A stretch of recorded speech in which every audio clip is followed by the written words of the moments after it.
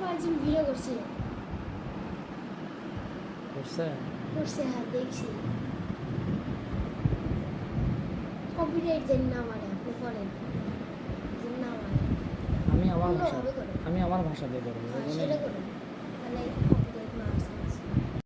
আর সহজ হলো সেই রকম দাঁড়াও